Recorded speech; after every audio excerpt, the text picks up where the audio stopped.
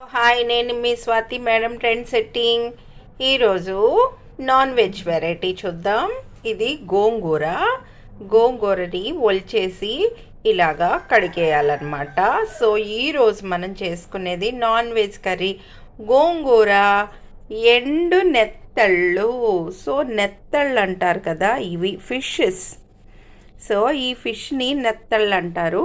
So ఇలా మార్కెట్లో అమ్ముతారు. ఓకే, నెత్తళ్ళు, ఒక ఉల్లిపాయ, 4 పచ్చిమిర్చి, నెక్స్ట్ మసాలా. సో ఈ నెత్తళ్ళు ఏంటంటే ఇలాగే ఉంటాయి. మనం ఏం చేయాలి, హెడ్, టెయిల్ ఇవన్నీ తీసేసి చక్కగా హాట్ వాటర్ వేసి బాగా కడిగి శుభ్రం చేసుకోవాలి.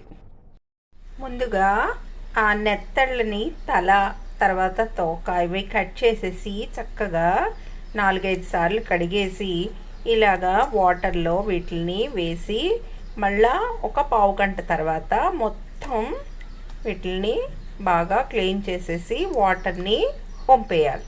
ఓకే, ముందుగా స్టవ్ ఆన్ చేసి ఒక కళాయిని పెట్టుకొని ఇందులో ఆయిల్ని ప్లేస్ చేసుకోవాలి.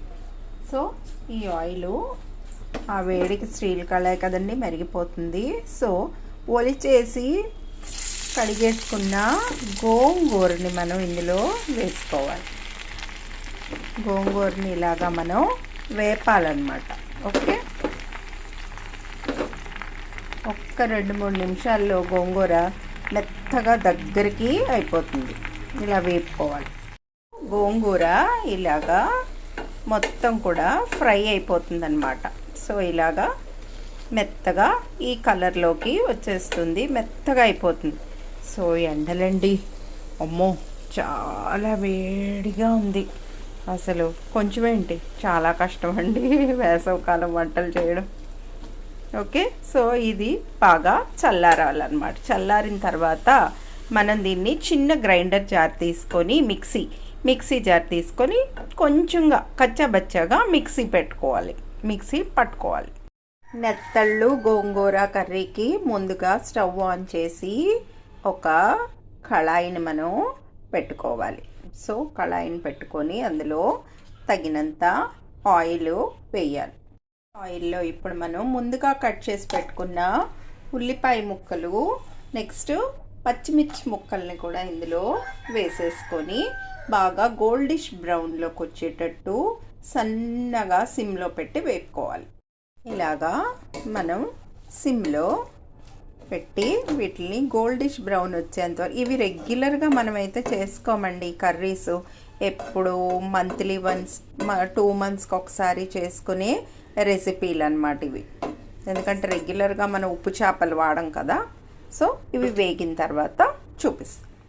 ఆయిల్ వేగేలోపు నేను ఇందాక చూపించాను కదా గోంగూరని, ఇగోండి ఇలాగా చిన్న జార్లో వేసేసి నీట్గా నేను క్రష్ చేసేసాను అనమాట. మెత్తగా కాదు, కచ్చబెచ్చగా చేశాను. ఇదిగోండి ఆనియన్స్ చక్కగా బ్రౌన్ షేడ్లోకి వచ్చేస్తున్నాయి.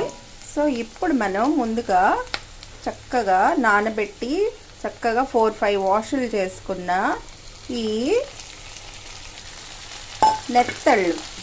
నెత్తళ్ళు కూడా ఇందులో వేసేయాలి. మీరు అనుకుంటారేమో స్మెల్ వస్తాయి అది ఇదని, అస్సలు రావండి.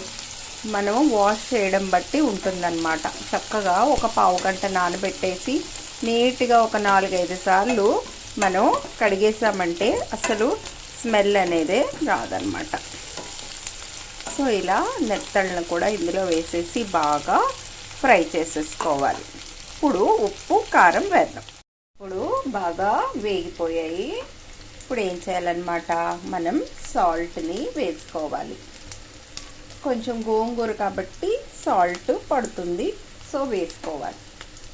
నెక్స్ట్ కారం, మొన్న నేను తయారు చేశాను కదండి ఆ కారమే. సో ఇలాగా ఉప్పు కారం ఈ నెత్తళ్ళకి పట్టేటట్టు చక్కగా కలిపేసుకోవాలి. ఓకే, సో బాగా ఫ్రై అయిన తర్వాత కొంచెం వాటర్ని మనం ఒక చిన్న గ్లాస్ వాటర్ని వేసుకోవాలి. ఇప్పుడు కొంచెం మనం వాటర్ని వేసేసుకోవాలి, ఎందుకంటే ఈ డ్రై ఫిష్ కొంచెం ఉడకాలి కదండి, అందుకని. సో ఇలా వేసేసి మనం ఇప్పుడు లిడ్ పెట్టేద్దాం. సో ఇలాగా లిడ్ని ప్లేస్ చేసేసుకుందాం. ఓకే, ఒక్క 5 మినిట్స్. ఇప్పుడు కొంచెం ఇంట్లో నూరుకున్న మసాలా ఉంటుంది కదా, నా ప్రీవియస్ రెసిపీస్ చూడండి, ఆ మసాలాని కూడా నేను 1 స్పూను ఇందులో వేస్తున్నాను. 1 స్పూను మసాలా. ఈ మసాలా మీ ఇంట్లో లేదనుకోండి, సో యాజ్ యూజువల్ మీకు మార్కెట్స్లో బోల్డ్ మసాలాలు దొరుకుతాయి, ఏదో ఒక మసాలా ఇందులో వేసుకోండి. ఓకే, ఇప్పుడు కర్రీ చూద్దాం. బాగా ఉడుకు పట్టేసిందండి. ఇప్పుడు మనం గోంగూరని గ్రైండ్ చేసాం కదా, ఈ గోంగూర మొత్తాన్ని కూడా మనం ఇందులో ప్లేస్ చేసేసుకుందాం. ఓకే, గోంగూరని వేసి చూపిస్తాను. ఇదిగోండి, కూర అయిపోయింది, ఆల్మోస్ట్ డన్. ఆఫ్ చేసేద్దాం. ఇప్పుడు చాలా కమ్మగా పుల్ల పుల్లగా టేస్టీ నెత్తళ్ళు గోంగూర. ఇంకోండి, నెత్తళ్ళు కనిపిస్తున్నాయా? సో ఇదిగోండి, ఇలాగా మీరు చేసుకొని తింటే చాలా బాగుంటుంది, చాలా టేస్టీగా ఉంటుంది. బౌల్లోకి వేసి చూపిస్తా. టేస్టీ నెత్తళ్ళు గోంగూర కర్రీ రెడీ. చక్కగా వేడివేడి అన్నంలో ఈ వేడివేడి కూర వేసుకొని తింటే పుల్లగా టేస్టీగా చాలా బాగుంది. మీరు కూడా ట్రై చేయండి. Okay friends, thank you.